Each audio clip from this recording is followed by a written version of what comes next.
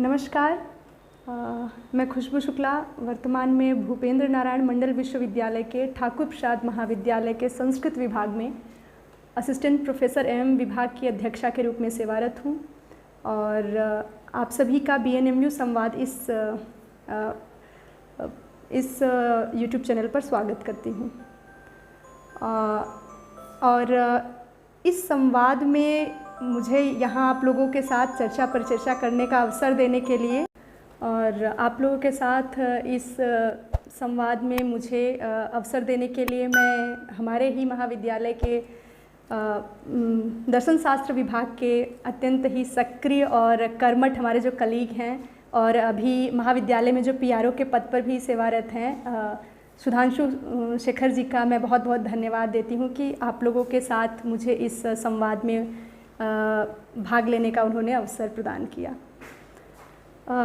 और अभी जो वर्तमान परिदृश्य चल रहा है, जो परिस्थितियाँ चल रही हैं, उससे हम सभी अवगत हैं और मैं आशा करती हूँ कि आप सभी लोग अपने अपने घरों में होंगे, स्वस्थ होंगे, सुरक्षित होंगे और अपनों का ख्याल रख रहे होंगे। और जिस तरीके से हमें सरकारी निर्देश मिल रहे हैं कि हमें अपनी सुरक्षा के लिए किन नियमों का पालन करना है, तो हम सभी एक जागरूक नागरिक की तरह अपनी जिम्मेदारियों का निर्वहन कर रहे होंगे और हर तरीके से सरकार की सहायता कर रहे होंगे। तो मैं फिर से आप लोगों के लिए कामना करती हूँ कि आप सभी स्वस्थ होंगे और सुरक्षित होंगे। आज जिस विषय को लेकर मैं आप लोगों के समक्ष उपस्थित हुई हूँ वो विषय है संस्कृत का वैचारिक विमर्श और आधुनिक परिप्रेक्ष्य। तो अभी जो वर्तमान परिस्थितियां हैं, जैसा कि हमने पहले चर्चा किया, सब अवगत हैं और सब उन विषयों के साथ दो चार भी हो रहे हैं। सबके लिए हर तरीके की परिस्थितियां अलग हैं, भिन्न हैं और हमें कभी इस तरीके की जीवन की आदत नहीं थी। हमारी जीवन शैली एक भिन्न तरीके की थी और आज हम जिस तरीके के परिदृश्य में हैं वो हमें एक बिल्कुल ही अपोजिट एक जीवन शैली अपनानी पड़ी है।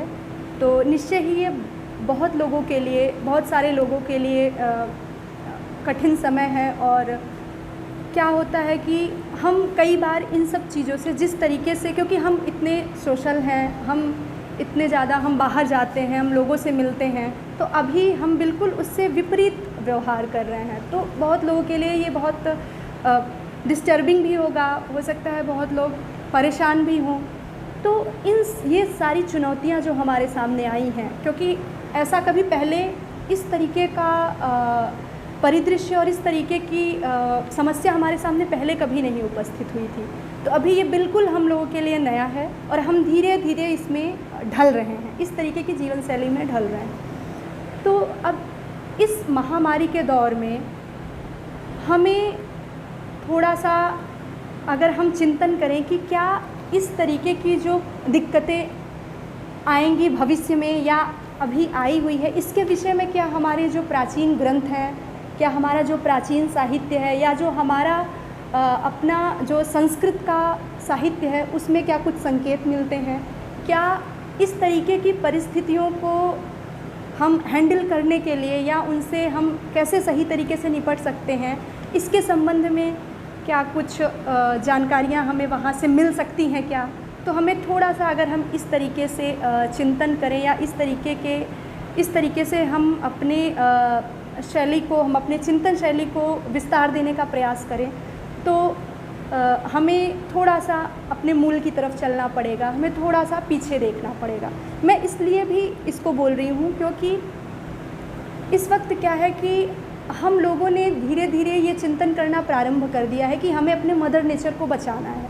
क्योंकि आज जिस तरीके की परिस्थितियाँ हमारे सामने हैं, उसका अगर आप देखें तो उसका स्वरूप कैसा है। ये जो महामारी है, ज़्यादा से ज़्यादा आप देखेंगे तो ह्यूमन बीइंग को प्रभावित कर रही है, मनुष्यों को प्रभावित कर रही है। बाकी जो प्रकृति के अन्य जीव हैं या फिर अन्य जो पेड़ पौधे हैं, इनमें उनका खतरा बिल्कुल भी नहीं है, अब बहुत कम है और इंसानों को ये ज़्यादा इफ़ेक्ट कर रही है। तो हमें थोड़ा सा इस पर सोचना पड़ेगा कि ऐसा क्यों है, क्यों ये महामारी इंसानों के लिए ही इतना ज़्यादा भयानक सिद्ध हो रही है। तो कहीं न कहीं हमने अपने प्रकृति को, हमारे आसपास जो प्राकृतिक वातावरण थे, हमने उनको चोट पहुंचाई है, हमने उनका शोषण किया है। और आज इस पर खुलकर चर्चा हो रही है, क्योंकि नेचर जो है, जो प्रकृति होती है, वो केवल मनुष्य मात्र के लिए नहीं है, वो इस पूरे ब्रह्मांड में जितने भी जीव हैं, जितनी भी प्राकृतिक रिसोर्सेज हैं हमारे लिए, ये उन सभी के लिए है। और जब कोई जीव का प्रभाव या फिर उसका जो हावी होना, जब उस पर हम बहुत ज़्यादा हावी हो जाते हैं और जितनी हमें आवश्यकता है हम उससे अधिक उन चीज़ों का दुरुपयोग करने लगते हैं। मैं यहाँ पर दुरुपयोग शब्द का प्रयोग इसीलिए कर रही हूँ क्योंकि जब आप उपयोग करते हैं या सदुपयोग करते हैं तो इसका मतलब है कि आपको उतनी ही आवश्यकता है, आपको जितनी आवश्यकता है आप उतना ही ले रहे हैं। लेकिन जब हम दुरुपयोग शब्द का प्रयोग करते हैं तो इसका मतलब आप जो है बेवजह हम उनको अपने लालच के लिए, हम अपनी ग्रीड के लिए उनको कहीं ना कहीं उनका विनाश कर रहे हैं। तो उसी का एक काउंटर रिएक्शन हमें आज देखने को मिल रहा है यहाँ पर। तो अभी भी हमें सचेत हो जाना चाहिए। और अब सब बोल रहे हैं कि हमें अपने प्रकृति को बचाना है। हमें सबसे पहले जो है, अगर हमें इस प्लेनेट पर, हमें इस ग्रह पर अपने आने वाली पीढ़ी को एक अच्छा भविष्य देना है। जैसे जब हम यहाँ पर आए थे तो जिस रिसोर्सेज के साथ हमने अपना जीवन जिया है, जो प्राकृतिक संसाधन हमारे लिए हमारे पूर्वजों ने हमारे लिए छोड़ कर गए हैं, चाहे वो जल की बात हो, चाहे वो शुद्ध वायु की बात हो, तो क्या ये हमारा दायित्व नहीं बनता कि हम इन रिसोर्सेज को अपनी आने वाली पीढ़ी को टेक ओवर करें, हम अपने आने वाली पीढ़ी को उन्हें दें। और क्योंकि ये उनका राइट है, ये उनका अधिकार है और हम उनके अधिकार को नहीं छीन सकते। हमें आज इस विषय पर सोचना पड़ेगा। तो जब हम ऐसा चिंतन करना प्रारंभ करते हैं, और ऐसा चिंतन हम तभी करते हैं जब हमारे सामने कोई विकट परिस्थिति या फिर इस तरीके की परिस्थिति सामने आ जाती है, तब तो इस तरीके के चिंतन में हमें अपने मूल की तरफ लौट कर एक बार देखना पड़ेगा। क्योंकि हमारी जो संस्कृति का, हमारे वैचारिक विमर्श का जो इतना लंबा इतिहास रहा है, जो इतनी लंबी परंपरा रही है, तो उसका आरंभ, या फिर हम कहें कि हमारे यहाँ चिंतन की बहुत प्रधान परंपरा रही है। हमारे यहाँ इतने ऋषि हुए, इतने मुनि हुए, वैदिक ऋषि, उन्होंने लगातार चिंतन किया। हम कहते भी हैं कि ऋषियों ने मंत्रों को चिंतन करके प्राप्त किया था, उन्होंने उनको देखा था। तो देखने का मतलब ये नहीं है कि सामने वो लिखे हुए थे और उन्होंने पढ़ लिया। वो कितने दिनों तक उस चीज़ पर उन्होंने अपना ध्यान एकाग्र किया, तप किया, चिंतन किया, और तब इतना बड़ा जो हमारा विशाल समृद्ध साहित्य हमें मिला है, वैदिक साहित्य से लेकर आज जो भी संस्कृत में हमें मिलता है, तो उसमें जो हमारी चिंतन की परंपरा रही है वो बहुत प्रधान रही है। और तो इसलिए अब हम अपने मूल की तरफ अगर थोड़ा देखें, अपने संस्कृत में जो विमर्श हुआ है उसको थोड़ा इस परिदृश्य में खंगालने की आवश्यकता है। हम आज ये नहीं है कि आपके साथ यह है कि आपको ज़बरदस्ती उन चीज़ों की तरफ देखना है या फिर आपको ज़बरदस्ती संस्कृत पढ़नी ही है। लेकिन अगर वास्तव में हम कहीं पर समस्या का समाधान चाहते हैं तो जिस तरीके से हम अन्य उपायों की तरफ देख रहे हैं उस तरीके से हमारे पास ये भी एक उपाय है और हम एक बार अपनी दृष्टि उधर डाल सकते हैं। तो बस आज इसी पर चर्चा करने के लिए कि क्या कुछ ऐसा संबंध हमें वहाँ से, हमारा जो वैचारिक विमर्श संस्कृत से जो निकल कर आता है वो आज की परिस्थिति में प्रासंगिक है, या वो कहीं ना कहीं आज हमें एक मानसिक शांति देगा या हमें आज की परिस्थिति से लड़ने के लिए तैयार कर सकेगा। तो इन्हीं विषयों पर चर्चा करने के लिए मैं आज आप लोगों के समक्ष उपस्थित हूँ। तो अब हम बात करते हैं कि अच्छा, संस्कृत पर जब हम आते हैं तो कई बार क्या होता है कि लोग संस्कृत को बस एक धार्मिक ग्रंथों के समूह की एक भाषा या फिर मात्र एक भाषा समझ लेते हैं। तो यहाँ पर थोड़ा सा क्लैरिफिकेशन की आवश्यकता है कि संस्कृत में धार्मिक ग्रंथ हैं। बहुत से लोग हमारी जो श्रद्धा है, हमारी जो आस्था है, उसे देवताओं की भाषा कहते हैं, ये एक अलग पक्ष है। और संस्कृत एक भाषा है, ये एक दूसरा पक्ष है। लेकिन संस्कृत इन दोनों के साथ साथ ही एक पूरा सिस्टम है, एक पूरा तंत्र है, जिसने हमारा जो प्राचीन जो हमारा कल्चर था और हमारा जो आज का कल्चर है उसको डेवलप करने में बहुत ही मदद की है। ये मैं इसलिए कह सकती हूँ क्योंकि आप प्रायः क्या होता है कि हमने रामायण, महाभारत या महाभारत के अंतर्गत जो गीता है, इन्हीं कुछ सामान्य ग्रंथों से परिचित हैं। लेकिन ऐसे और भी अनेक ग्रंथ हैं जो इस तरफ संकेत करते हैं कि संस्कृत ने कैसे उस समय पूरे समाज को चलाने की दिशा में काम किया था और पूरे हमारा सामाजिक व्यवहार कैसा हो, हम किस तरीके से एक सभ्य और सुसंस्कृत समाज का निर्माण कर सके। इन सारे क्षेत्रों में बहुत ही सूक्ष्म चिंतन संस्कृत में किया गया है।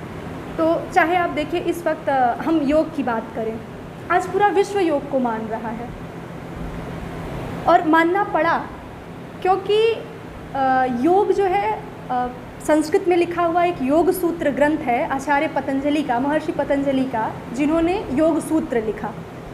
और ये बहुत अच्छी बात है कि लोग आज योग को जान रहे हैं, विदेशों में भी लोग योग को अपना रहे हैं। लेकिन योग अभी भी लोगों ने योग के संपूर्ण जो उसका स्वरूप है वो नहीं समझ पाए हैं लोग, क्योंकि योग बस एक बॉडी पोस्चर का माध्यम बस नहीं है कि आप एक आसन में बैठ गए, बस वो योग है। हाँ, वो योग का एक अंग है, लेकिन योग की जो परिधि है वो इससे बहुत आगे है। योग हम देखते हैं कि हमें आराम मिलता है जब हम किसी एक विशेष आसन में बैठ जाते हैं, तो हमें एक तरीके का फिज़िकल रेस्ट का अनुभव होता है। तो जैसे योग ने हमें ये सिखाया है कि हम अपने शरीर को कैसे स्वस्थ कर सके, शरीर को कैसे आराम दे सके, उसी तरीके से योग आगे बताता है कि हम अपने मन को कैसे स्वस्थ बना सकें, हम अपने मन को कैसे कंट्रोल कर सके, हम अपने मन और इंद्रिय, अपने चित्त को कैसे नियंत्रण में रख सके। और आज के समय में, वर्तमान परिदृश्य में, इसीलिए योग बहुत प्रासंगिक हो जाता है, क्योंकि जो परिस्थिति हमारे सामने आई है ये हमें बहुत ही डिस्टर्ब और डिप्रेस्ड करने वाली परिस्थिति है। बहुत से लोग हम इससे जूझ रहे हैं, और क्या होता है कि हमारी पूरी जीवन शैली बिल्कुल ही उलट गई है। तो हम बिल्कुल घरों में कैद हैं, हमें ये आदत नहीं है, तो थोड़ा सा ये हमारे लिए डिस्टर्बिंग है। तो अब यहाँ पर देखिए योग कितना प्रासंगिक हो जाता है हमारे लिए, संस्कृत का जो वैचारिक विमर्श है वो कितना आज के समय में प्रासंगिक हो जाता है, क्योंकि योग कह रहा है कि अपने मन को नियंत्रण में करें, हम कुछ समय के लिए बैठें, हम अपने आप को देखें, हम कोशिश करें कि हम अपने चित्त को, जो क्योंकि आज के समय मन जो हमारा इधर उधर भागता है, उसको नियंत्रण करने का प्रयास करें। योगश चित्त वृत्ति निरोध, हम अपने चित्त वृत्तियों का निरोध करें, हम उनको अपने हिसाब से चलाएं। तो अगर आज हम उस विचार को लेकर चल रहे होते, तो शायद ये जो परिस्थिति आई है इसको हम अच्छे तरीके से हैंडल कर पाते। मैं ये नहीं कह रही हूँ कि हम इसको ख़त्म ही कर देते, लेकिन हाँ, हम इसको अच्छे तरीके से सुलझाने में हमें बहुत एक अच्छी मदद मिल सकती थी। तो अब आगे हम बढ़ते हैं, तो आयुर्वेद की बात करें। संस्कृत का एक आयुर्वेद जो है संस्कृत की एक बहुत विशाल परंपरा रही है। संस्कृत में आयुर्वेद की एक विशाल परंपरा रही है, और आयुर्वेद में भी क्या होता है कि लोग सिर्फ कुछ जड़ी बूटियों का प्रयोग या इन सब को लेकर आयुर्वेद के विषय में गलत धारणा बना लेते हैं। तो इसके संदर्भ में भी मैं आपको बताना चाहूँगी कि आयुर्वेद में जड़ी बूटियों का प्रयोग तो था ही, लेकिन उसके साथ ही साथ आयुर्वेद में शल्य चिकित्सा, यानी आज हम जिसे सर्जरी कहते हैं, कौमार्य भृत्य उसकी एक शाखा थी। कौमार्य भृत्य मतलब है कि हम छोटे बच्चों का कैसे इलाज करें, हम उनके लिए हमने एक अलग सिस्टम बनाया हुआ था। कि हम छोटे, और जो आज के समय में बहुत आप देखेंगे कि सेम आज जो मेडिकल साइंस है वो छोटे बच्चों के लिए एक अलग तरीके का सिस्टम तैयार करता है। आप हर तरीके की चिकित्सा हर उम्र वाले को नहीं दे सकते, उनके लिए एक अलग सिस्टम आपको बनाना होगा। उसी तरीके से उस वक्त भी वो चीज़ें थी। तो आज देखिए कि हमें जो आधार मिल रहा है, हमें जो बीज मिल रहा है, वो कहाँ से मिल रहा है? जो हमारा प्राचीन वैचारिक विमर्श है, हमारा जो संस्कृत का वैचारिक विमर्श है, उसने हमारे सामने हमें एक रास्ता दिखाया है। तो हमें संस्कृत के विषय में भी थोड़ी अपनी अवधारणाएं आज बदलने की आवश्यकता है। फिर हम आते हैं और आज के समय में देखिए कि आयुष मंत्रालय ने जो हमारे इम्यूनिटी को बढ़ाने के लिए जो गाइडलाइंस जारी की हैं, उसमें आयुर्वेद का कितना बड़ा रोल है। उसमें जो चीज़ें बताई गई हैं कि अगर हम इन चीज़ों का सेवन करते हैं तो हम इस महामारी से निपटने के लिए अपने शरीर को बहुत अच्छे से तैयार कर सकते हैं। और वो पूरी की पूरी आयुर्वेद के ही दिशा निर्देश में, आयुर्वेदिक जो चिकित्सा पद्धति थी उसके ही दिशा निर्देश में तैयार की गई हैं। तो अब हम आगे बढ़ते हैं, दर्शन की बात करें। फिर दर्शन में आज क्या होता है कि आज हर तरफ लोग एक स्पिरिचुअल पीस की तलाश में हैं, क्योंकि हम धीरे धीरे क्या होता है कि हम इस भौतिकतावादी जगत से कुछ समय तक, जब तक हमारे पास एनर्जी होती है, जब तक हमारे पास समय होता है या फिर हमारी युवावस्था होती है, तब तक तो हम इन सब चीज़ों में लगे रहते हैं। लेकिन फिर एक स्टेज के बाद, एक उम्र के बाद हमें लगता है कि नहीं, हमें कुछ मेंटल पीस चाहिए या फिर हमें कुछ स्पिरिचुअल पीस चाहिए, जो कि हमें अंदर से आपको शांति दे सके। फिर हम बढ़ते हैं दर्शन की तरफ। और ऐसा ये मेरा अनुभव है, क्योंकि मैंने बहुत लोगों को ऐसे जिनकी एक उम्र हो जाती है, वो मैंने बहुत से ऐसे लोगों को देखा है, वो वेदांत पढ़ रहे होते हैं, वो वेदांत दर्शन की तरफ आते हैं, वो बात कर रहे होते हैं मोक्ष की, वो बात कर रहे होते हैं आत्मा की, परमात्मा की। आज के समय में, और ना ही केवल ये भारतीय नहीं, भारतीय तो बहुत कम है, इसमें जो विदेशी लोग हैं वो ज़्यादा बढ़ चढ़ कर आ रहे हैं, क्योंकि उनके यहाँ की जो जीवन शैली है वो बहुत ही भौतिकता से, वो लोग भौतिकतावादी उनकी जीवन शैली है, बिल्कुल ही मटेरियलिस्टिक लाइफ जो है वो जी रहे होते हैं। तो एक स्टेज पे जाने के बाद उन्हें लगता है कि नहीं, बस अब ये जिसके पीछे हम भाग रहे थे, शायद ये वो चीज़ नहीं है जो हमें सुकून पहुंचा सकती है। और तो इस तरीके से देखिए कि जो संस्कृत का विचार है, जो संस्कृत का वैचारिक विमर्श है, वो आज के समय में भी कितना प्रासंगिक हमें दिख रहा है, कितना प्रासंगिक लग रहा है। हम 2 महीने विदेशों में, कई देशों में अभी क्या हो रहा है कि 2 महीने के लॉकडाउन के बाद लोग प्रोटेस्ट कर रहे हैं, क्योंकि उन्हें घुटन हो रही है, वो नहीं रह सकते हैं, उन्हें अपने आप के साथ रहने की आदत नहीं है, वो हमेशा बाहर जाना है उन्हें, या फिर एक तरीके से ये भी कह सकते हैं कि उन्हें जो है ये जो पूरी नया जीवन शैली जो सबने अपनाई हुई है, या देखिए हमारे यहाँ भारत में क्या है कि हम लोग फिर भी हम इसको कर पा रहे हैं, हम इसको एक तरीके से हम इसको कह सकते हैं कि हम हैबिचुअल हो रहे हैं, हम आदत बना रहे हैं, क्योंकि कहीं ना कहीं हमारा जो मूल है ना, हमारा वो उस तरीके का चिंतन हमें मिलता है कि हम हर परिस्थिति में अपने को कैसे हम ढाल सकें, अपने को कैसे बना सकें। तो इन सब दृष्टि से अगर आप देखें तो संस्कृत का जो वैचारिक विमर्श है वो आज के समय में बहुत ही प्रासंगिक प्रतीत होता है। और इसीलिए इन दोनों का जो एक संबंध है, इसी को स्पष्ट करने के लिए, इन्हीं दोनों की जो एक आपस का जो एक अंतर संबंध है, उसी को बताने के लिए हम यहाँ पर चर्चा और परिचर्चा कर रहे हैं। तो अब देखिए कि जैसे बात आती है कि प्रकृति की संरक्षण की, या फिर सामाजिक व्यवहार की, सामाजिक नियमन की, हम किस तरीके से अपने को ढालें, किस तरीके से हमें व्यवहार करना चाहिए, तो ये सब बातें हम अगर थोड़ा सा पीछे चले, हम अपने ग्रंथों में देखें, तो जो आज WHO कह रहा है, जो आज दूसरे जो प्रकृति का संरक्षण करने वाली जो संस्थाएं हैं वो कह रही हैं, वो हमारे ग्रंथों में भी मिलती हैं।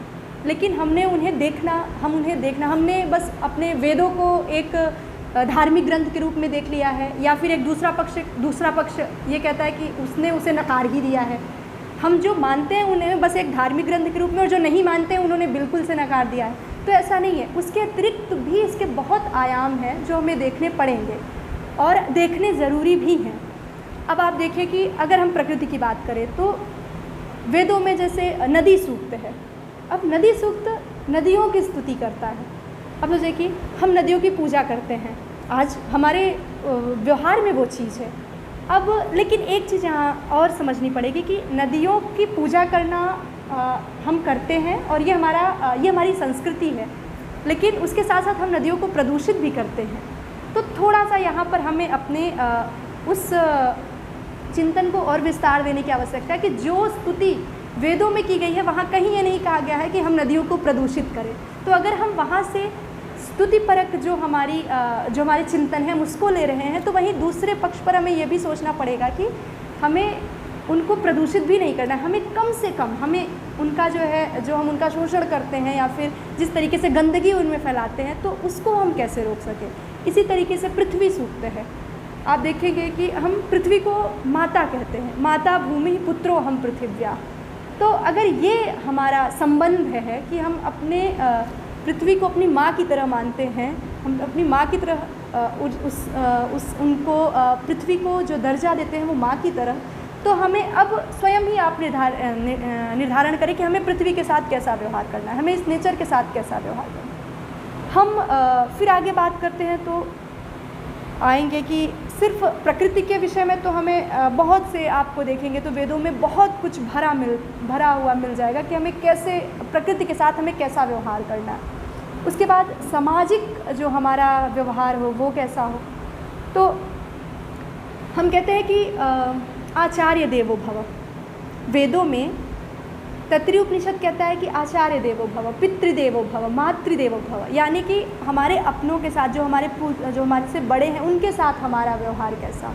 अब ये देखिए ये सब सामाजिक ताने बाने को ही एक सही दिशा में ले जाने का ही एक प्रयास था कि जब हम अपने आचार्य के साथ किस तरीके का हमें व्यवहार करना है, माता के साथ कैसे, पिता के साथ या अन्य, हम कहते हैं सर्वे भवन्तु सुखिनः सर्वे सन्तु निरामया, यानी सभी के लिए हमें मंगल कामना करनी है। तो सिर्फ मंगल कामना वहाँ पर जो कही, इसका मतलब ये नहीं कि हमने मुंह से मंगल कामना दे दी, हमें अपने हृदय से, हमें अपने आंतरिक जो हमारा चिंतन है वहाँ से सोचना पड़ेगा और वास्तव में सभी के लिए कि आप बेवजह किसी को कष्ट ना पहुँचाए, बेवजह किसी को चोट ना पहुँचाए। तो ये सारा मतलब आप देखेंगे तो चिंतन भरा पड़ा हुआ है हमारे वेदों में। फिर आपने देखा प्रकृति से समाज, समाज से राष्ट्र की तरफ आते हैं, वयम राष्ट्र जागृयाम, कि हमें उसके बाद हमें अपने राष्ट्र को कैसे जो है संरक्षित करना है, कैसे संवर्धित करना है, ठीक है। राष्ट्रीयण वर्धताम, हम अपने राष्ट्र को कैसे आगे ले जाएं। तो जैसा कि आज के समय में हमारे प्रधानमंत्री जी ने भी कहा है कि भारत को आत्मनिर्भर बनाना है, तो ये सारे विषय जो है वो अपने राष्ट्र को ही आगे ले जाने के पक्ष में हैं, जो कि पहले भी कहे जा चुके हैं कि हमें वो सारे विषय अपने जीवन में ले आने होंगे, वैसा हमें कार्य करना पड़ेगा जिससे हमारा राष्ट्र भी आगे बढ़े, जिससे हमारा राष्ट्र भी आगे जाए। तो इस तरीके का जो पूरा एक बृहद चिंतन है वो संस्कृत के ग्रंथों में भरा हुआ है। और आज ये बहुत ही परफेक्ट समय, बहुत ही उचित समय है कि सब खाली बैठे हुए हैं, एक बार हमको थोड़ा पीछे मुड़ के देखना पड़ेगा और अपने जो ऐसे हमारी जो धरोहर है, हमारी जो इस तरीके की विरासत है, उनको खंगालने की, उन पर से मिट्टी झाड़ने का समय आ गया है। तो अब ये आपके ऊपर निर्भर करता है कि मैंने अपनी तरफ से एक छोटा सा प्रयास किया है कि आप किस दृष्टि से अपने जो प्राचीन ग्रंथ है या संस्कृत के प्राचीन ग्रंथ हैं उनको देखें। एक केवल धार्मिक दृष्टि ही नहीं, उसके अलावा उसमें ज्ञान विज्ञान के अनेक आयामों के विषय छुपे हुए हैं। आप उस दृष्टि से उसे देखें और समाज के सामने रखें। और हम सभी और इसी शुभकामना के साथ, इसी मंगल कामना के साथ मैं फिर से ये बात दोहराना चाहूँगी कि आने वाली पीढ़ी के लिए हमें सोचना पड़ेगा। हम उतना ही, हमारे जो प्राकृतिक रिसोर्सेज हैं, हम उनको उतना ही उनका उपयोग करें जितनी हमें आवश्यकता है। हम अपने आगे वाले भविष्य को क्या देकर जा रहे हैं, हमारा जो आने वाला जो हमारी भावी पीढ़ी है उसको क्या देकर जा रहे हैं, ये हमें सोचना पड़ेगा, क्योंकि तभी हम अपने व्यवहार में नियंत्रण ला सकते हैं, नियमन ला सकते हैं। तो इन्हीं सब बातों के साथ मैं अपनी वाणी को विराम देती हूँ और कृपया जो ये हमारा BNMU संवाद ये YouTube चैनल है, इसी तरीके की जो रोचक जानकारियाँ हैं और विभिन्न विषयों पर संवाद और चर्चा परिचर्चा के लिए आप हमारे इस YouTube चैनल को सब्सक्राइब करें और लाइक, कमेंट और शेयर करना ना भूलें। और बहुत बहुत धन्यवाद।